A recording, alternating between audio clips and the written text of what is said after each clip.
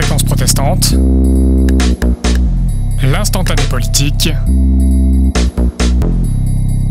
Khalil Bey. Auditeurs, auditrices, bonjour. Heureux de vous retrouver sur Fréquence protestante. Nous sommes en compagnie aujourd'hui de M. Jean-Marc Ayrault, ancien Premier ministre et actuellement président de la Fondation pour la mémoire de l'esclavage. Monsieur le Premier ministre, bonjour. Bonjour. Merci d'avoir accepté notre invitation sur Fréquence protestante. Pour cet entretien, je suis accompagné de Thomas Perrault. Bonjour. Thomas. Et je tiens à préciser que nous réalisons cette interview en collaboration avec le Rond-Point Magazine, qui est un magazine d'expression de la jeunesse africaine. Voilà. Nous parlerons bien évidemment avec vous de la fondation que vous présidez, mais aussi d'actualité internationale et nationale en seconde partie. Monsieur le Premier ministre, vous dirigez depuis quelques années la Fondation pour la mémoire de l'esclavage. Vous pouvez présenter brièvement à nos auditeurs Oui, c'est une fondation qui a pour objet de donner beaucoup plus d'ampleur à ce qui a été entrepris depuis quelques années sur le travail de mémoire concernant une part très importante de notre histoire, qui était l'histoire de la traite et de l'esclavage et de la colonisation, qui même après la deuxième abolition, celle de 1848, s'est poursuivie avec des règles de droit d'exception qui ont mis encore les populations africaines et même des outre-mer françaises dans une situation de post-esclavagisme. Et en tout cas, même après l'indépendance africaine, il y a encore eu des phénomènes de post-colonialisme. Donc cette question difficile, qui est celle de l'histoire de l'esclavage, est une question pourtant très importante concernant l'histoire de France et aussi de la réalité sociologique de la France. Et c'est une explication à sa diversité.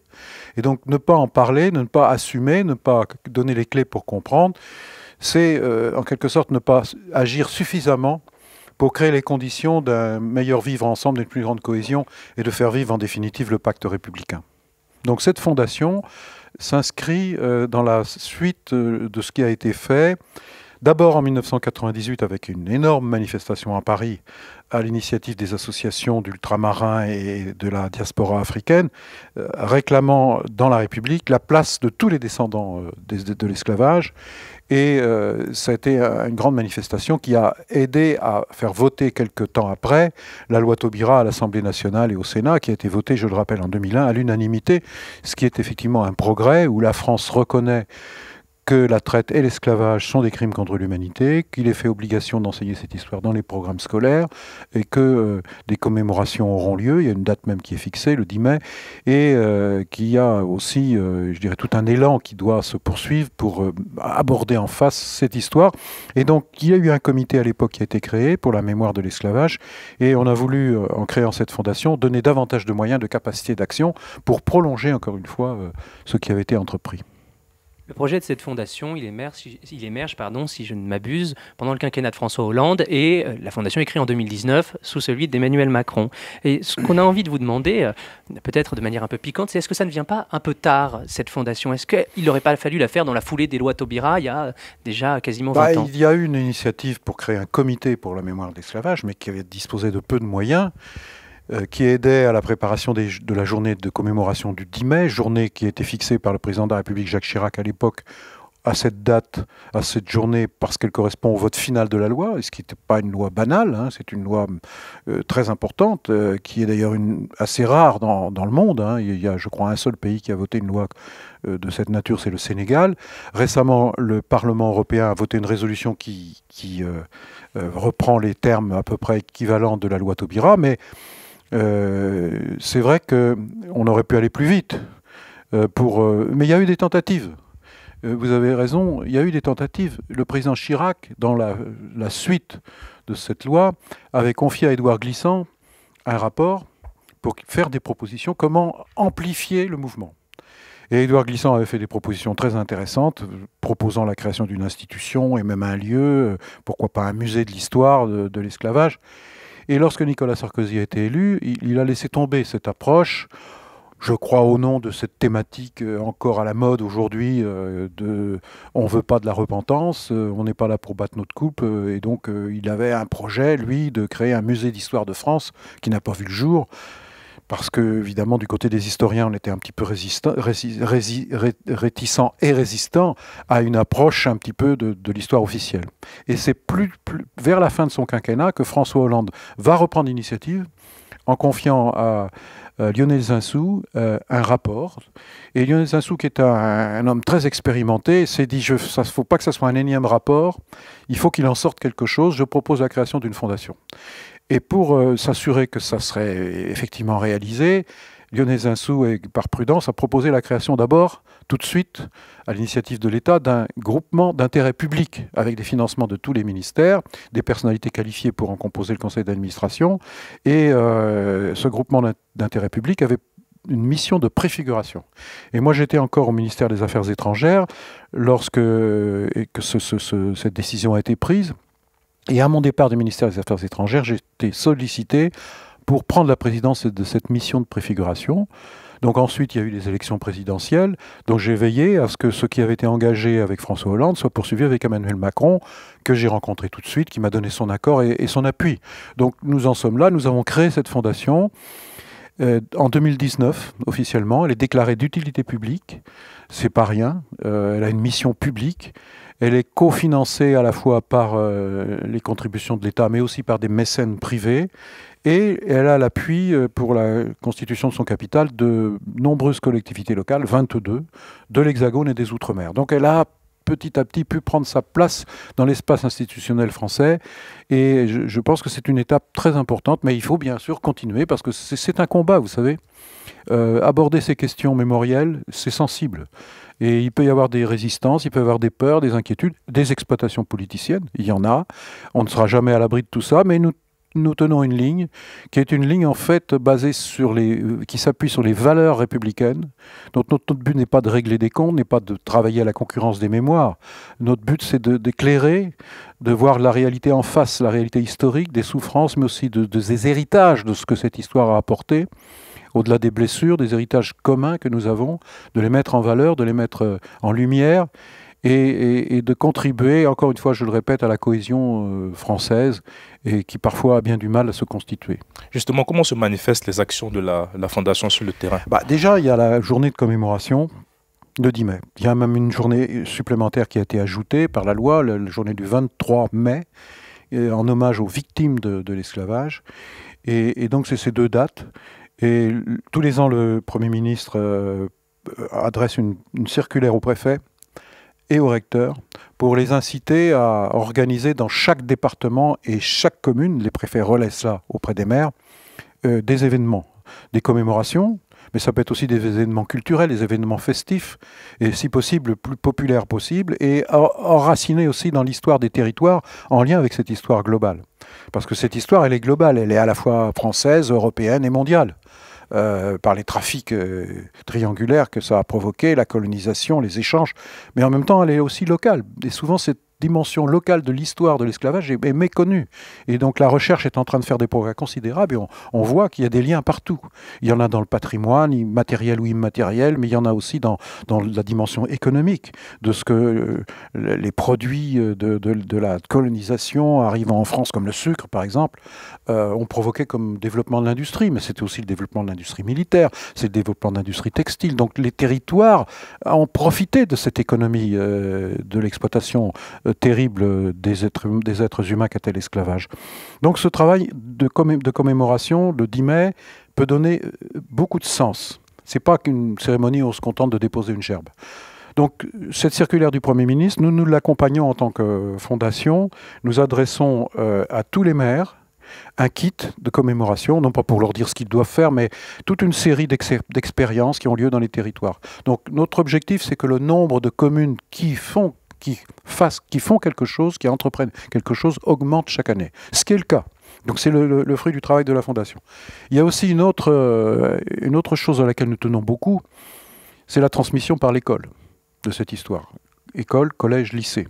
C'est maintenant dans les programmes scolaires, mais étudié de façon un peu différente selon un établissement ou un autre. Donc on fait deux choses. On soutient très activement le concours pour la flamme de l'égalité, qui est un peu apparenté au concours de la résistance et de la déportation, qui a une grande ancienneté. C'est un peu du même type. Les classes se mobilisent sur un projet et chaque année, école, collège, lycée, il y a un prix qui est accordé et qui est remis à Paris, soit par le président de la République, soit par des ministres et avec bien sûr l'appui de la Fondation pour la mémoire de l'esclavage. Pour tout ça, nous travaillons avec la Ligue de l'enseignement, nous avons une convention qui nous aide. Et puis par ailleurs, la Fondation a signé une convention avec le ministère de l'Éducation nationale pour assurer la formation des professeurs pour enseigner cette histoire. Parce que les professeurs ont certes les programmes scolaires, les circulaires ministériels, mais enseigner, c'est autre chose. Il faut des clés pédagogiques, il faut une manière de s'y prendre. Et donc dans toutes les académies, nous organisons régulièrement des stages de formation qui sont toujours entièrement remplis, ce qui veut dire la demande des enseignants. Il y a une motivation, ça c'est rassurant, puis en même temps, qu'ils prennent au sérieux.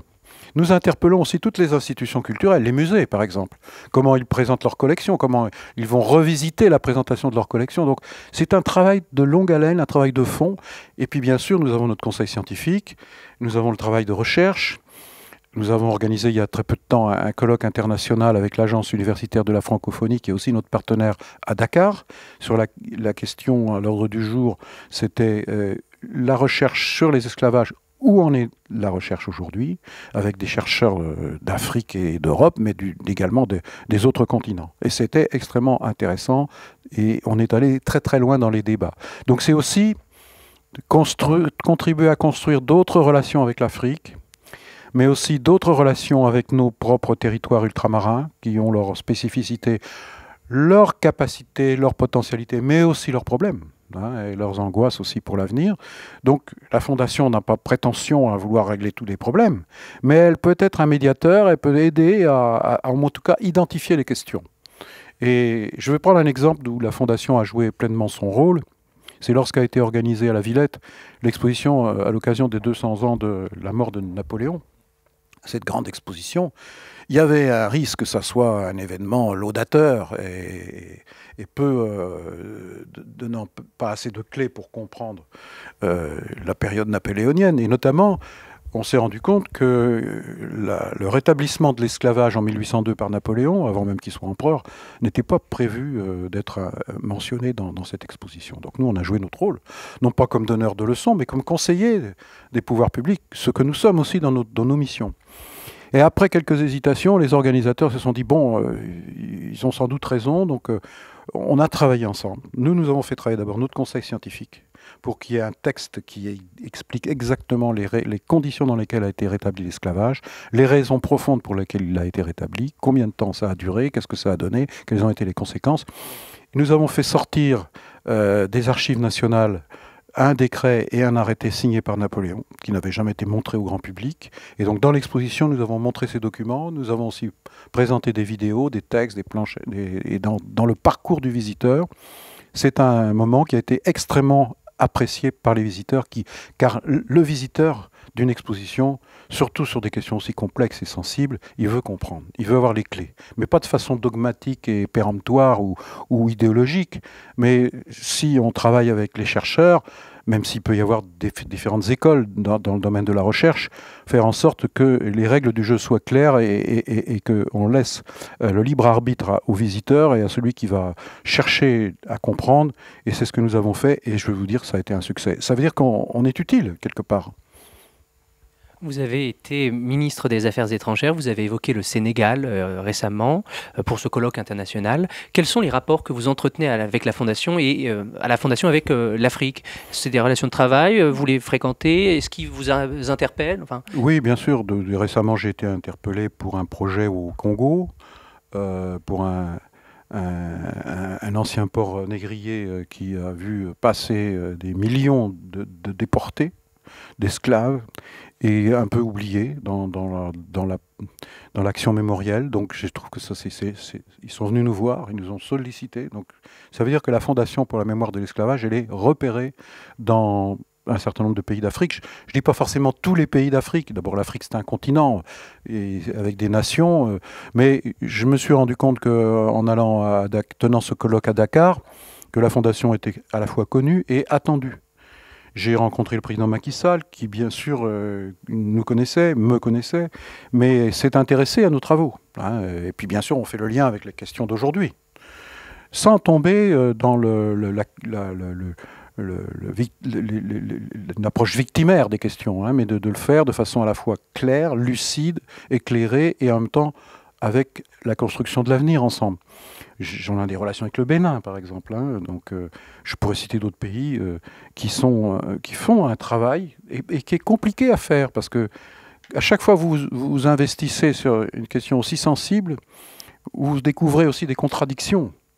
Donc il y a la question principale qui est la mise en esclavage de millions d'êtres humains et leur déportation, déracinés de leurs terres et de leurs familles. Mais il y a eu aussi à l'intérieur des sociétés africaines des luttes et des guerres où certains ont été mis en esclavage et sont partis dans les colonies. Et puis en Europe, il y a eu aussi des contradictions. L'Europe, c'est le continent qui a organisé la traite et la première colonisation. On pourrait dire la première mondialisation. Et pour la financer, en s'appuyant, en utilisant une main-d'œuvre gratuite, qui était l'esclavage. Mais dans les sociétés européennes, il y avait des esprits éclairés qui, pour des raisons religieuses ou philosophiques, n'ont jamais accepté. Parce qu'on nous dit aujourd'hui, certains propagandistes, dans la politique en particulier, nous disent « Oui, mais non, à l'époque, tout le monde était pour l'esclavage ». C'est sans doute vrai en partie, mais il y a aussi, c'est une question de justice de dire aussi que certains esprits n'ont jamais accepté la mise en esclavage d'autres êtres humains et qu'ils ont combattu petit à petit, leurs idées ont prospéré. La Société des Amis des Noirs, au moment de la Révolution française, on a là typiquement un moment, en 1789, lorsque la Déclaration des droits de l'homme est adoptée, un moment d'hésitation. Mais c'est Mirabeau lui-même qui dit « Vous faites une déclaration des droits de l'homme, c'est très bien, mais vous allez oublier une partie de l'humanité, donc elle sera incomplète, cette déclaration des droits de l'homme. » Et il n'est pas le seul à le dire, l'abbé Grégoire va le dire, et ils vont mener le combat.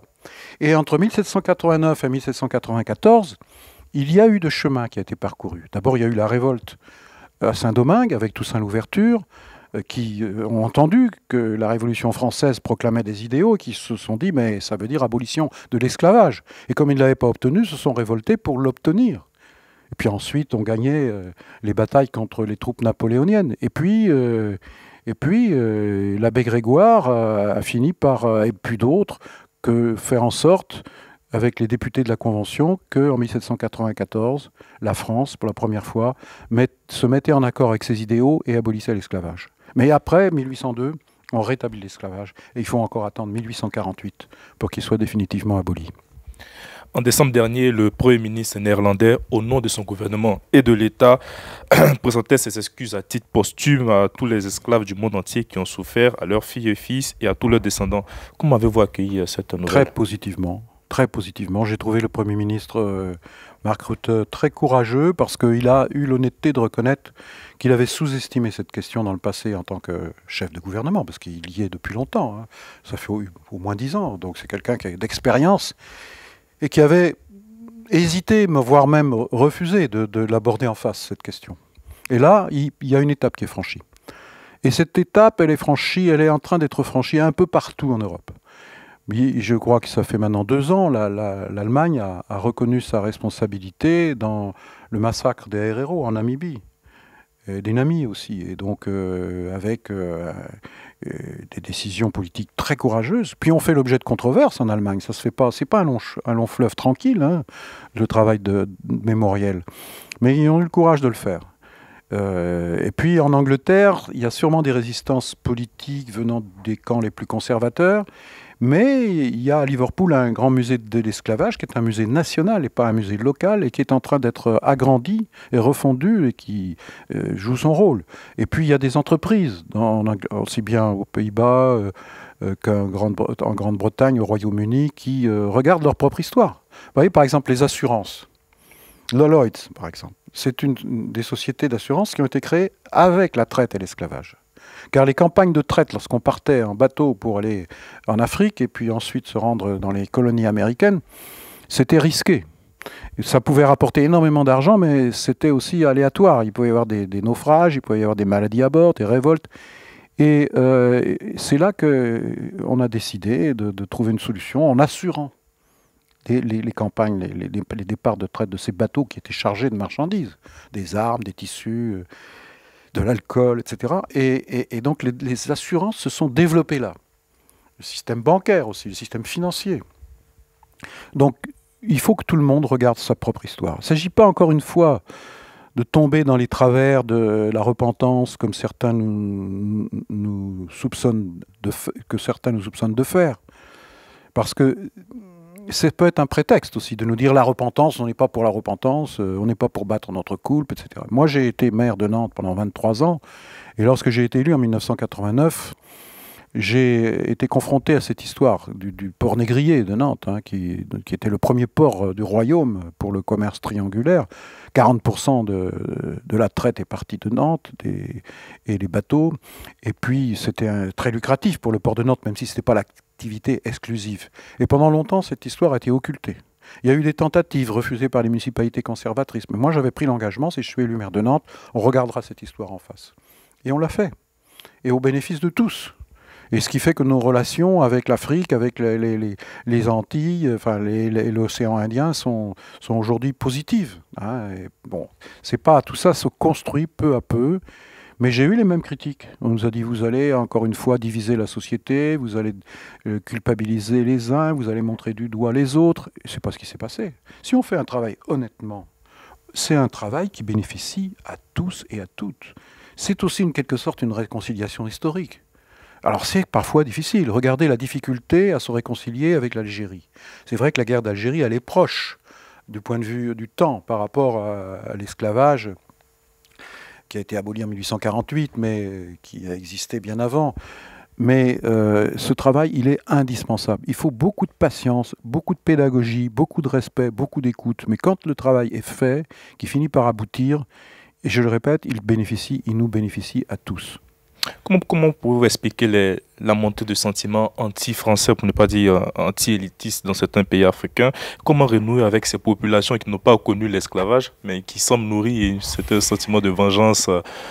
Oui, il y a le poids de la période coloniale qui a jusqu'aux indépendances. Ouais.